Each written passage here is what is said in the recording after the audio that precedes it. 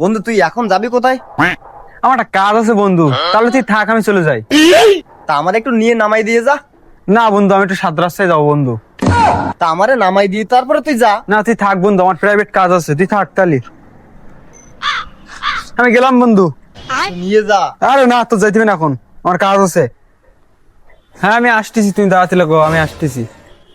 ঠিক আছে, আমি 5 মিনিটের মধ্যে আসতেছি। আচ্ছা আচ্ছা, তুমি দাঁড়াতে লাগো, আমি আসতেছি।